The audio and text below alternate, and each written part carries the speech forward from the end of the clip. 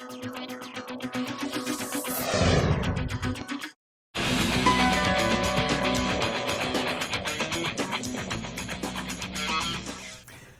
the movie Identity Theft, Mr. Patterson, played by Jason Bateman, gets a call from Janine, played by Melissa McCartney, at the Fraud Protection Department of the Credit Monitoring Service.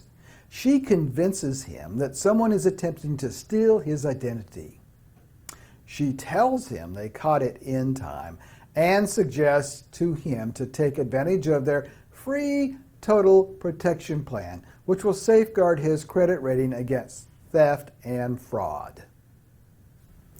Well, he says yes, and then she asks him to identify himself. She asks for his full name, his birth date, and social security number. Well, Mr. Patterson gives it to her. This is just one example of how information can be easily stolen. School people routinely work with personal information of our own and others, and in our hectic schedules, sometimes keeping that information secure is not a top priority. We can laugh at this identity theft movie, especially if we have never been a victim, but many people have in one way or another. You might have had your credit card compromised. I did at Christmas.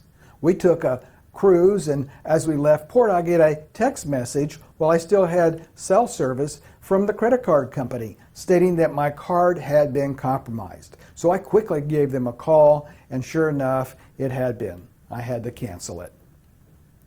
Never give out personal information on a phone call you did not initiate.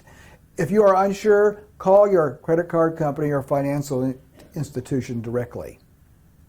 If you don't play it smart and follow best practices of securing information, you may surely be the next victim where you could lose your identity, your savings, and your job. Here are some more tips to help you with security issues. There are plenty of cases where educators have had their passwords compromised. Students have watched them type it in on the keyboard. Students have installed keyloggers to capture the teacher's password off their computer. Students have guessed their teacher's passwords. Making sure you use strong passwords and changing them frequently can be challenging. Cat in the hat is not a good phrase to use as a password, nor is the word password. Did you know that password is the most common password used? To help you remember a strong password, think of a memorable phrase. Substitute numbers, symbols, and misspellings for letters or words in an easy-to-remember phrase. For example, my son's birthday is 12 December 2004. Could become capital M, lowercase I, and so on. If you can't remember your password, then use a secure method to store them. The easiest but not the most secure way is to write them down on paper and storing them in a secure place. But don't store them on the top of your desktop or desk.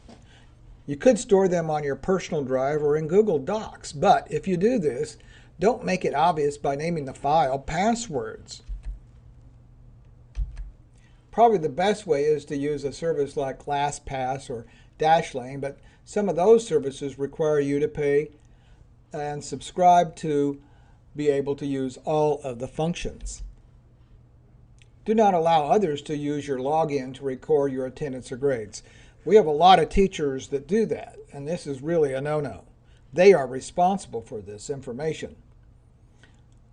You can always have them who needs access to your grades request an account from the PEIMS department.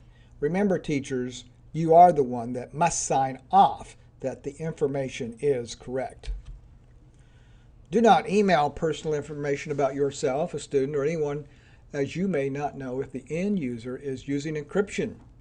Gmail uses encryption, so it is not as a big of an issue from Magnolia ISD user to Magnolia ISD user. But it may be safer just to call the requester. If you step away from the computer, lock the desktop. That's all it takes. Input Windows L. Just hold down both keys at the same time. And then when you come back, press Control-Alt-Delete, enter your password, and all your applications are running again. Avoid phishing sites and emails that ask you to reply with your personal information. Otherwise, you might end up downloading malware. Read your email carefully before clicking on a link or replying. If you are unsure, call whoever is requesting your personal information before you reply.